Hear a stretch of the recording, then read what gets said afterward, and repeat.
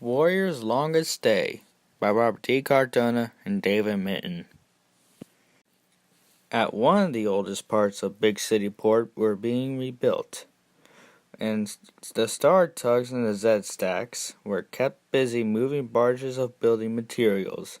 Warrior, one of the biggest Star Tugs, was taken off his usual job pulling waste barges and told to go and help Big Mac deliver some rocks for the new dock foundations.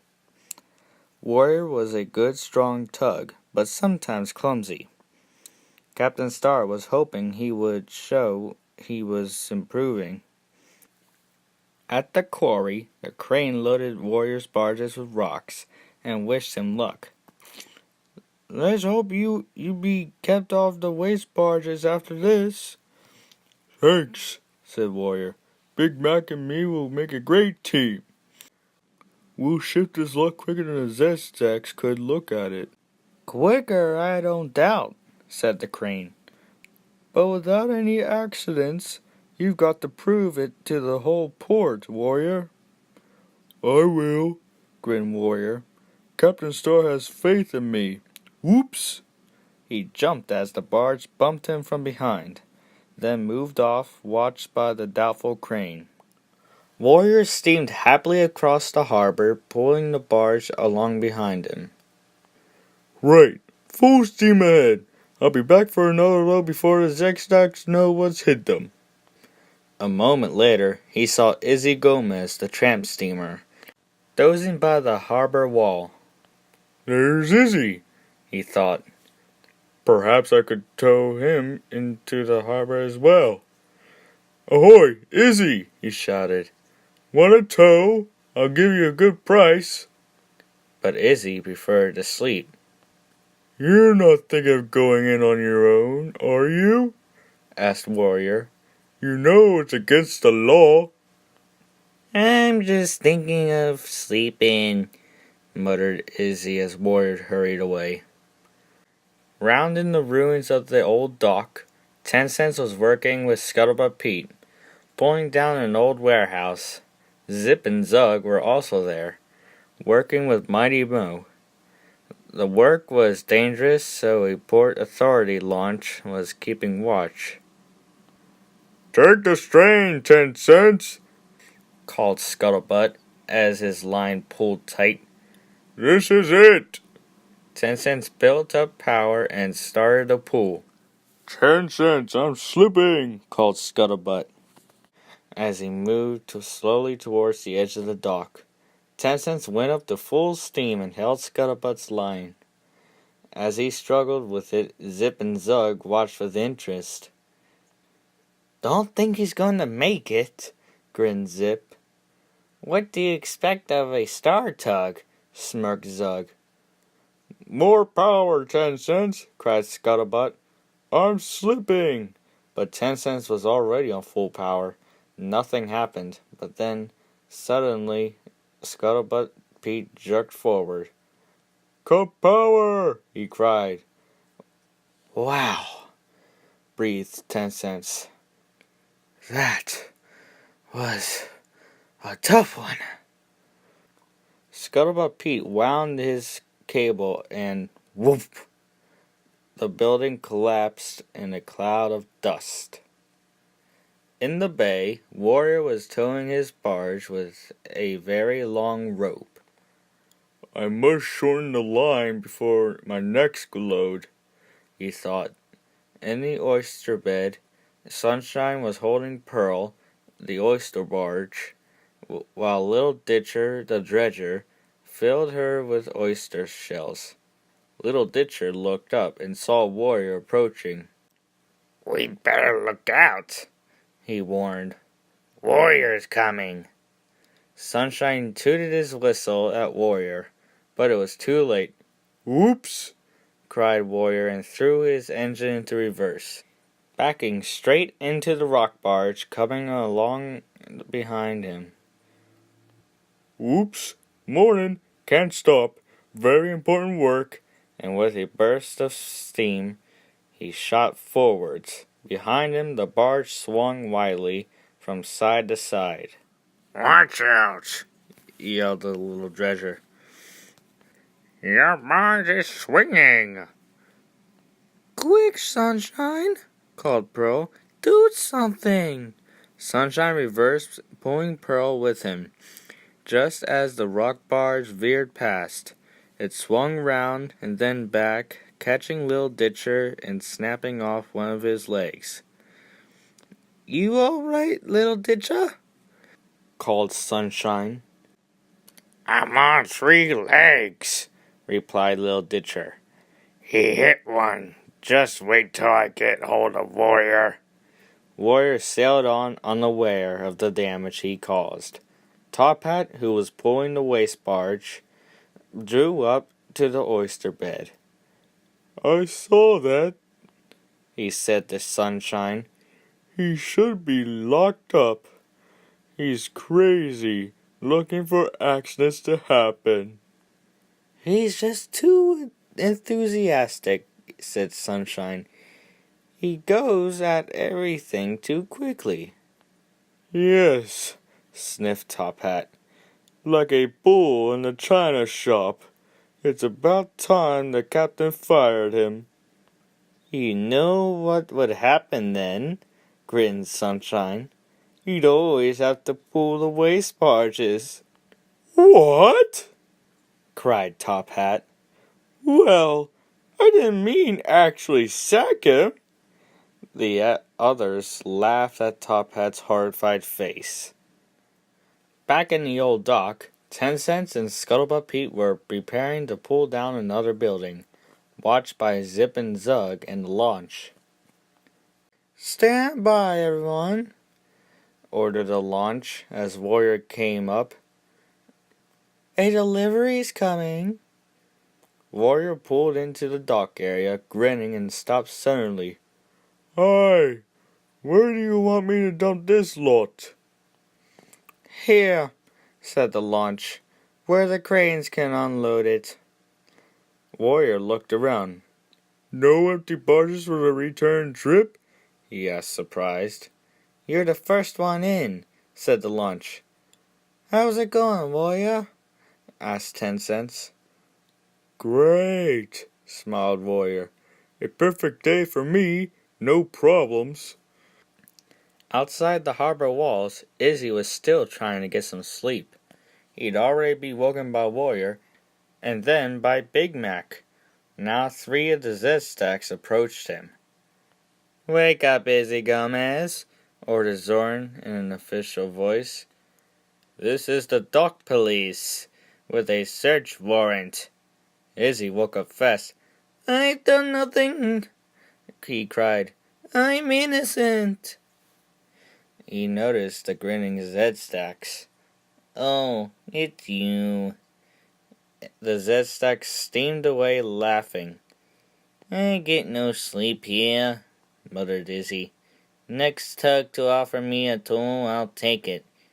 No, why should I pay? This time, Izzy's going into port, without a toll. Under his own steam, for free.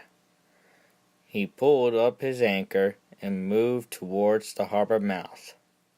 Warrior was steaming along merrily when Grampus, the midget submarine, caught up with him. Hey, Warrior! Captain Star wants you to go and see him. That sounds urgent, replied Warrior. He must have something important for me to do. I'm on my way. And he set off for the Star Pier. At the quarry, the crane was loading up Big Mac with rocks. Zoran, Zebedee, and Zach arrived with their empty barges. Come on, said Big Mac to the crane. Keep it moving. I've got to get going. You need all the head start you can get, sneered Zoran. I see it takes 3 Z-Stacks to pull 2 barges, replied Big Mac. Warrior and me carry more than you together. It's quality, not quantity, said Zoran. He noticed Big Mac's barge was full, but the crane was still loading, waiting for Big Mac to tell him to stop. Big Mac hadn't noticed his barge was full, Zoran hoped he wouldn't realize until it was overloaded. "Come on!" he yelled at the crane. "Get this loaded faster so we can get started." "You've no chance," said Big Mac. "Roy has already done one run." "We saw that by the trail of disasters in his wake," snarled Zoran. "We gave a list to Captain Zero." Grampus came up next to Big Mac. "I think William's in trouble," he said. "Captain Star told me to send him in." He noticed Big Mac's overloaded barge. "Hey, your load! Look!" "What? Stop!" he cried Big Mac. He turned to Zoran. "You distracted me on purpose. Now I'm too low in the water." "It was up to you to tell the crane to stop loading," said Zoran. "But I'm sure if you ask nicely, he'll unload half of it." "I wouldn't think of it," snapped Big Mac. "Stay clear, Grampus. I'll give him unload half of it." And with a loud hoot, Big Mac pulled away. As soon as Big Mac was out of earshot, Zebedee spoke. "With loads like that, we'll never beat them." "Don't be stupid," snapped Zoran. "He can't make any speed with his barge that low in the water." "Wouldn't need much of a wave to sink it," mused Zack. In the old dock, 10 Cents and Scuttlebutt Pete were ready to pull down another building.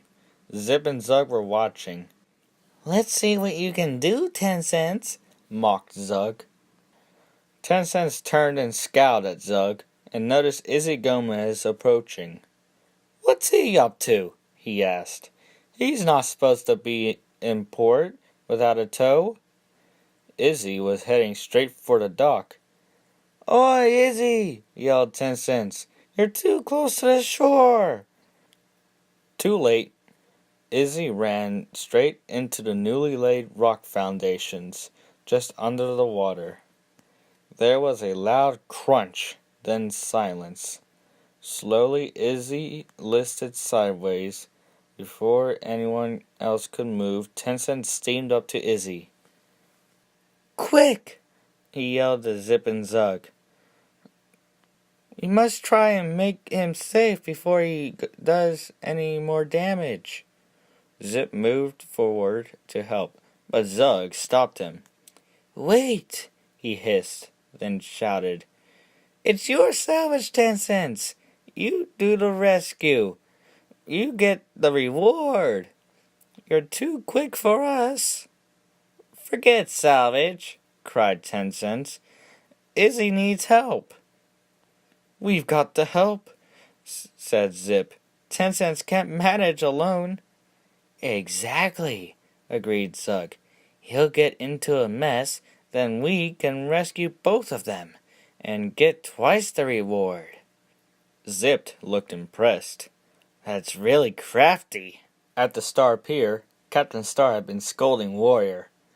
"You must take more care," he said. "You're full of enthusiasm, but you must think what you're doing.